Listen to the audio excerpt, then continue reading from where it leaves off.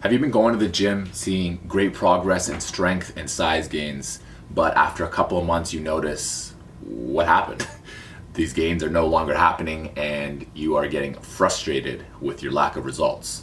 You might even be working harder than you were working harder before, but the results just aren't coming in and you're just starting to get pissed off. I want to give you a simple training tool that you can use on your programming right now to help make sure that this just doesn't happen again in the future. The beautiful part about this tool is that you can use it and you can progress without even necessarily lifting heavier weights, which means that you are able to limit your risk of injury from heavier weights, but you're also laying the groundwork to lift even heavier weights for more sets, more reps in the near future. So there's a couple things that we need to get out of the way first. Number one is that when we're talking about muscular size, volume drives muscular size. This means that the more volume that you do over time, the more muscle you can build over time. And as we know, a bigger muscle is also a stronger muscle. So when we're looking to build size and strength, increasing our training volume is an absolute must. Another huge benefit of increasing our volume is that we increase our work capacity. Increasing our work capacity is just another way of saying, oh, well, right now I can only lift, say, 100 pounds for 5 reps for 2 sets, and maybe if I increase my work capacity into the future, I'll be able to lift that 100 pounds for 5 reps. Maybe I'll be able to do that 5 times. So now our body is more capable of lifting heavier loads for more sets, and we're able to simply get stronger because our body can handle that volume that much better. The beautiful part about increasing our work capacity is that we don't even necessarily have to keep increasing the weights over and over again. We don't have to make, small increments of 5-10 pounds every training cycle. We can actually even decrease the weight and still increase our overall training volume. So what that means, of course, is that you're going to be using a lower percentage of your 1 rep max on your work sets, but you're also going to be able to do more sets. You're going to be able to do more reps, and you're going to progress so that your overall volume goes up even more and more over whatever period of time you choose. I mean, granted, with volume, you should always be trying to increase your volume as long as you're training. Obviously, competition cycles and stuff, that everything kind of changes, but we're not going to get into that. But our volume should always be going up. If your volume is always increasing, that means you're going to be getting stronger, and you're going to be getting bigger, and your training isn't going to be plateauing. So let's look at how we can increase volume in a very easy way. I'm going to use simple numbers so that we don't have to use math and I don't have to write things down for you. So one way that I really like to increase volume is simply to do a back off set or back off sets, multiple. So what that means is you might work up to your heavy set of the day. Let's just use an easy number of 5. You work up to your heavy set of 5, and now you want to do some extra volume on the back end to help increase your strength and your size gains.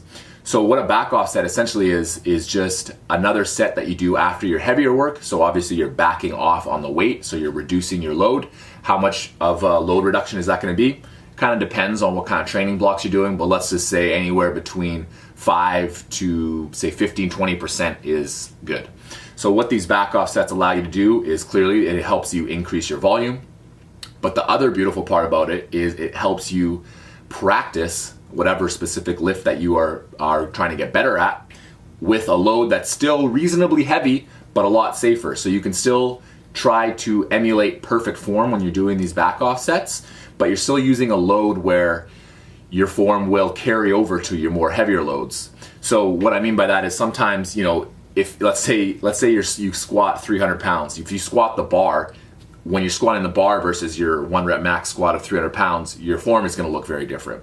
So I like people to try and get that back off work because they're able to squat, maybe it's around that 250 pound area where it's still reasonably heavy for them, but they're able to still lift with really, really good form and kind of nail down the form, whatever cues they're working on, that'll transfer over to their main lifts. In the description box below, I'll write an easy 6-month volume progression that you can kind of follow or use as a basic guide.